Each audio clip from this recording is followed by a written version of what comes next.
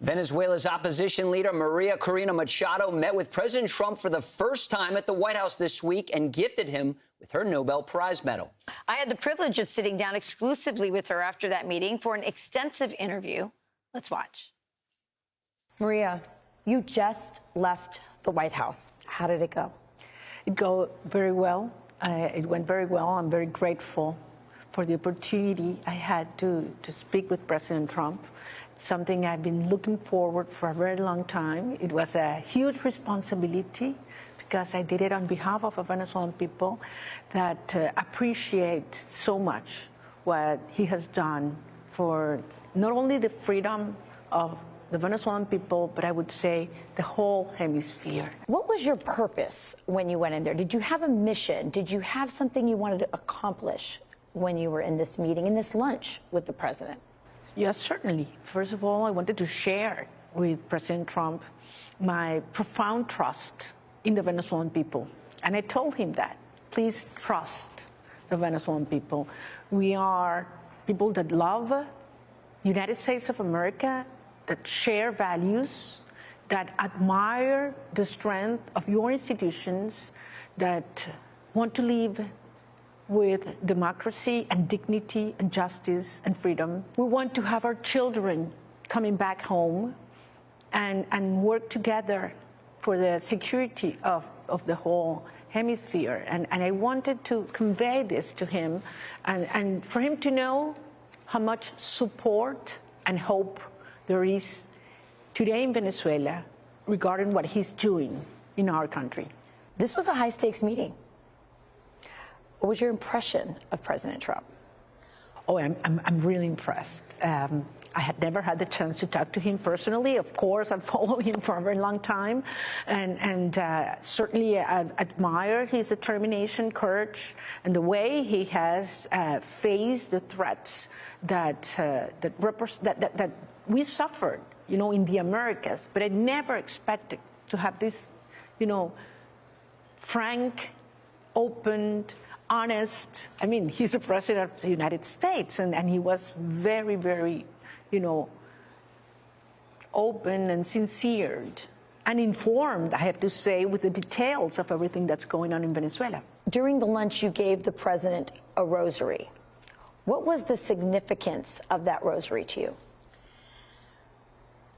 Well, it's huge, actually, and I thought about it because I thought I want to give him a present.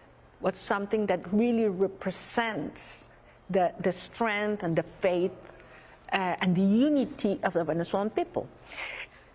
In my campaign and in our movement during these years, everywhere I went, people used to give me rosaries. The last time I went to the streets with the Venezuelan people was on January 9. I was in hiding, and I went out to meet with thousands of Venezuelans. And several rosaries were given to me that day. That single day after the rally, I was detained by the regime, kidnapped by the regime. Actually, they grabbed me so hard, they broke my rib. And President Trump put a message on X alerting the regime that they should not harm me, that I should be released. And I was. And since then, I've been very, very grateful. And when I left Venezuela, I decided with the very few things I took with me, I took the rosaries I had received that day. And I brought them to the meeting with the Pope. And I asked the Pope to bless the rosaries. So I presented today the president with a rosary that has the colors of the Venezuelan flag that was given to me that day and blessed by the Pope.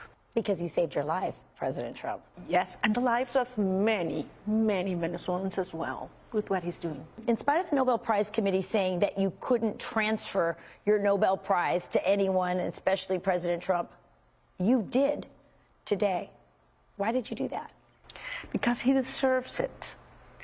And it was a very emotional moment. I decided to present the Nobel Peace Prize medal on behalf of the people of Venezuela. And I told President Trump where I found also inspiration to do that. And it happens that 200 years ago, General Lafayette gave Simón Bolívar, Venezuela's liberator, a medal bearing the face of George Washington. And it was in tribute to Bolívar's fight for freedom in the continent. And Simón Bolívar kept that medal with him until the rest of his days. So 200 years later in history, the people of Bolívar are presenting to the Washington's heir in retribution, in this case a medal, that's the Nobel Peace Prize medal, for what he's doing to liberate Venezuela and for freedom in the Americas. After Maduro was captured, the president had a press conference. And during that press conference, he said, I think it would be very tough for her to be the leader. She doesn't have the support within or the respect within the country. She's a very nice woman, but she doesn't have the respect. do you think that his opinion of you has changed after this lunch that you had with him today? Yes, I think so. Do you feel like you walked out of that meeting with a friend in President Trump?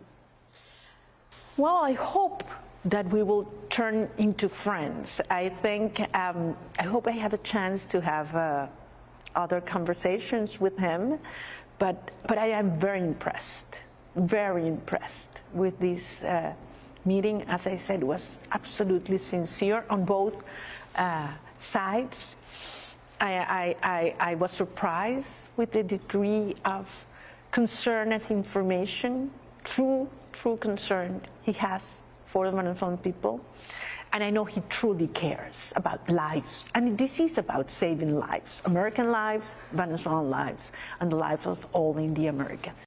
Rachel, that was a great interview. You could tell just by her body language, it was a successful meeting. Yeah, I think it was. And actually, since then, the president has said, I will speak to her again. Yeah. So I think that open line of communication must be of reassurance to her. I mean, as I was watching the interview, there's so much more, you guys, and you have to watch Fox Nation starting, I think, at 10 o'clock. The entire interview will be there.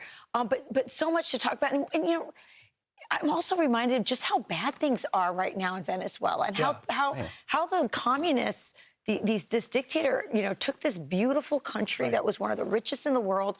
You know, women were crossing the border to Colombia to sell their bodies, to get groceries, to bring back to their families. I mean, this is the kind of indignities that socialism and communism brings on these countries. It was such an incredible interview we just watched. I was struck, Rachel, because you got Machado talking about the last time she went out in public and risked her life. That was January 9th, 2025. President Trump would not yet be inaugurated for the second time. And she talks about, he took note about her safety. And then to look in just the span of 1 year, what President Trump has accomplished in trying to reverse those conditions that you're describing right now. But the fact that he was on this, I think, is really fascinating. And when Machado was talking about she's applauding President Trump and giving him the Nobel Peace Prize and the Rosary because of what he's done, not just for Venezuela, but for the Western Hemisphere, it begins to put real historical context into what he's done. Yeah, this Dawn Road doctrine and this idea, and again, the medal, the way she presented it was as important as the medal itself. She said Simón Bolívar was the liberator of Latin America from Spanish colonial rule. And you are the new liberator of the Americas. And truly, I mean, you can tell that this was a very sincere gesture and sincere thought. And she is not the only one. The entire Western Hemisphere wants the Chinese out and President Trump. They want the cartels out, and they want President Trump to free the hemisphere. It was notable, though, he did not meet with her in public. It was a meeting in a private dining room and close to the press. Yeah. It just shows this incremental approach to Venezuela. Absolutely. I'm Steve Doocy. I'm Brian Kilmeade. And I'm Ainsley Earhart. And click here to subscribe to the Fox News YouTube page to catch our hottest interviews and most compelling analysis.